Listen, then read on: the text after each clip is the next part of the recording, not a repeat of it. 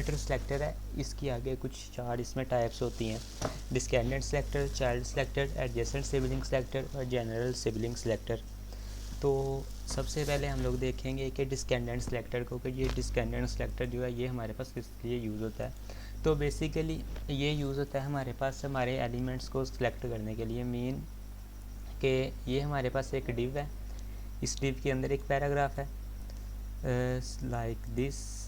तो हम लोग इस इनर जो हमारे पास ये जो इनर पैराग्राफ है, अगर मैं आपको एक एग्जांपल दूं तो ये हमारे पास बेसिकली दो चीज़ें हैं। तो हम लोग इन्हें सेलेक्ट कर सकते हैं किसके साथ, डिस्क्रिमिनेंट सेलेक्टर के साथ। वैसे तो हमारे पास दो मेथड हैं यहाँ, तो हम लोग इधर क्लासेस का यूज़ कर सकते हैं। मीन के इस वाले पैराग्राफ को भी कोई क्लास लगा सकते हैं और इस वाले पैराग्राफ को भी कोई क्लास लगा सकते हैं। उसके बाद CSS के अंदर उन्हें क्लासेस में सेलेक्ट करके उनका क्या कर सकते हैं, कलर वगैरह चेंज कर सकते हैं।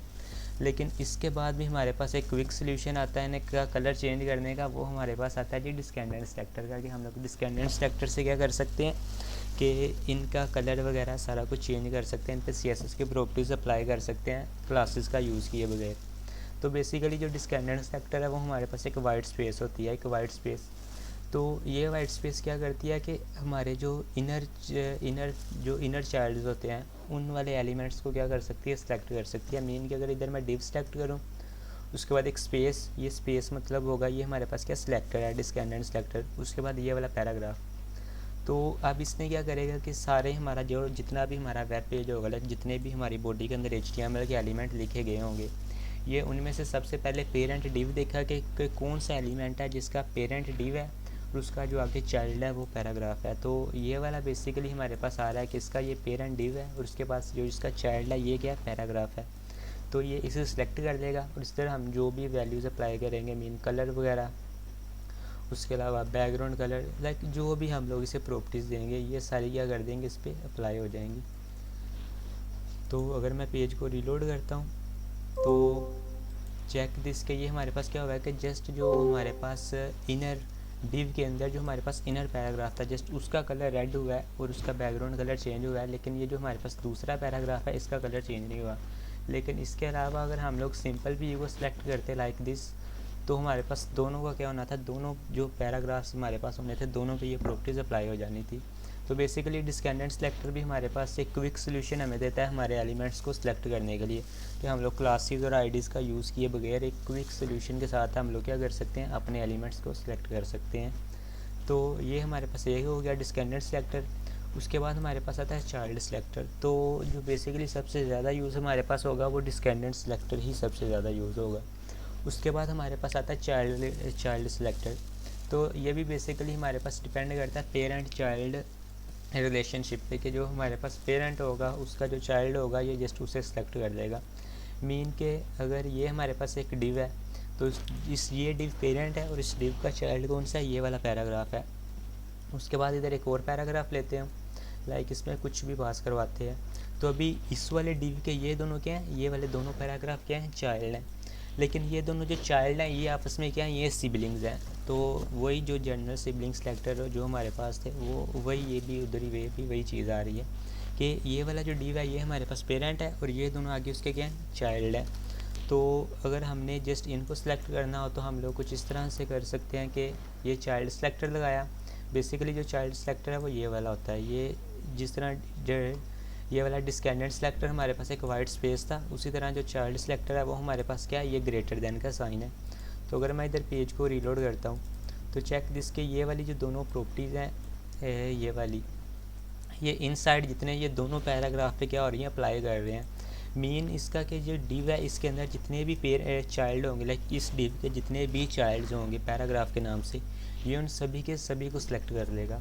हाँ, तो अगर इसके अंदर मैं कोई और एलिमेंट यूज़ करता हूँ, लाइक कल हमने जिस तरह सेक्शन का किया था आज भी सेक्शन का ही यूज़ करते हैं लाइक दिस।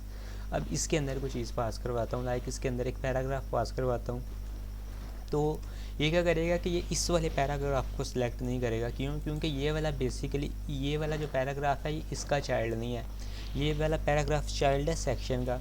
तो इधर हमने क्या किया कि जो डिव के चाइल्ड हैं, तो डिव के चाइल्ड के अंदर एक ये वाला पैराग्राफ आ रहा है, एक ये वाला पैराग्राफ आ रहा है। लेकिन ये वाला जो सेक्शन है ये वाला जो सेक्शन है ये इस डिव का चाइल्ड है, लेकिन ये वाला जो पैराग्राफ है ये इसका चाइल्ड नहीं है। तो इस केस में ये इस वाले पी को सिलेक्ट नहीं करेगा, जस्ट ये वाले दोनों पीस जो होंगे, लाइक ये वाले जो दोनों पैराग्राफ्स होंगे, ये जस्ट उनको ही सिलेक्ट करके उन पे जो अपनी स्टाइल की प्रॉपर्टी है वो लगाएगा। लेकिन अगर इसके बाद इस डिव के अंदर मैं और जितने मर्जी पी लिखूँ, ये सब के सभी को क्या करेगा, सिलेक्ट कर लेगा और उन पे क्या करेगा कि वैल्यूज़ को अप्लाई करता जाएगा जो हम लोगों ने CSS की प्रॉपर्टीज़ लगाई होंगी। तो ये हमारे पास काम करता है कुछ इस तरह से चाइल्ड सिलेक्टर। उसके बाद आता है एडजेसेंट सिबलिंग सिलेक्टर और जनरल सिबलिंग सिलेक्टर।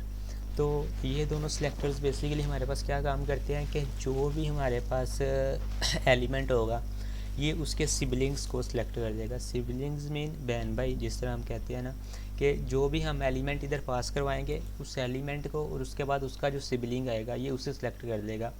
तो जो सबसे मेन डिफरेंस है जनरल सिबलिंग सेलेक्टर में और एडजेसेंट सिबलिंग सेलेक्टर में, और ये कि जो एडजेसेंट सिबलिंग सेलेक्टर है ये जस्ट एक सिबलिंग को सिलेक्ट करता है, और उसके बाद ये जो जनरल सिबलिंग सेलेक्टर है ये क्या करता है कि उसके बाद जितने भी उसके सिबलिंग्स आएंगे ये सब के सब सिबलिंग्स को सिलेक्ट कर लेगा। जस्ट ये एक मेन डिफरेंस है किसके दरमियान, एडजेसेंट सिबलिंग सेलेक्टर के दरमियान और जनरल सिबलिंग सेलेक्टर के दरमियान। तो ये सबसे पहले तो ये माइंड में रखना है कि जो एडजेसेंट सिबलिंग सेलेक्टर है इसका ये साइन ये प्लस वाला है। उसके बाद ये जो जनरल सिबलिंग सेलेक्टर है उसका ये साइन है, ये टिल्ड साइन है उसका, टिल्ड। तो अगर हम लोग इधर करें जी किसका, एडजेसेंट सिबलिंग सेलेक्टर का यूज़ करें, बेसिकली डिव प्लस पी, तो ये क्या करेगा कि ये बेसिकली हमारे पास ये एक डिव क्या है, ये एक चाइल्ड है इस बॉडी का, ये वाला एक चाइल्ड है, उसके बाद ये वाला पैराग्राफ क्या दूसरा चाइल्ड है इसी बॉडी का।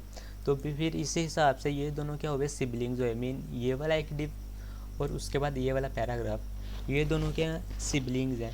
तो जो हमारे पास होता है एडजेसेंट सिबलिंग सेलेक्टर, वो क्या करता है कि जस्ट जो भी हम लोगों ने इधर पास करवाया होता है एलिमेंट, उसके बाद जस्ट एक सिबलिंग को ही सिलेक्ट करता है। मीन कि अगर इधर मैंने एक और पैराग्राफ पास करवाता हूँ, इसमें भी कुछ टाइप करता हूँ लाइक कुछ भी, तो पेज को अगर रीलोड करता हूँ तो चेक दिस के ये क्या कर रहा है कि जस्ट इस वाले पैराग्राफ को, मीन ये जो लोरम लिखा है लाइक लोरम 1 2, ये जस्ट उस ए को ही सिलेक्ट कर लिया। क्यों? क्योंकि ये क्या करता है कि हमारा जो भी सिबलिंग होता है जस्ट एक सिबलिंग को ही सिलेक्ट करता है। मीन इसके बाद हमने जो भी पास करवाया होता है उस जस्ट एक सिबलिंग को सिलेक्ट करता है बेसिकली है। तो ये डिव, इस एक ये डिव है, उसके बाद इसका ये दूसरा सिबलिंग है, ये वाला इसका क्या तीसरा सिबलिंग है।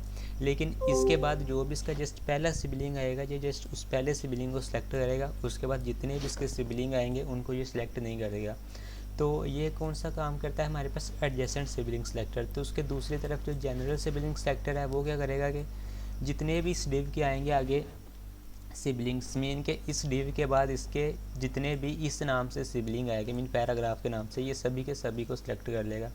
तो मैं पेज को रीलोड करता हूँ तो देखिए कि उसने इस वाले का कलर भी क्या कर दिया, रेड कर दिया। उसके बाद अगर एक और पैराग्राफ लूँगा लाइक, तो उसका कलर भी वो क्या कर देगा, उसका कलर भी रेड कर देगा। मीन इनके जितने भी इसके बाद ये सिलेक्टर्स आएंगे ये उन सब के कलर क्या कर देगा, रेड कर देगा। जनरल मीन सारे के सारे के सब सिलेक्टर्स, सब के सब सिबलिंग सिलेक्टर्स को सिलेक्ट कर लेगा। तो जो एडजेसेंट होता है वो जस्ट एक सिबलिंग सिलेक्टर को ही सिलेक्ट करेगा जो उसके फ़ौरन बाद आएगा।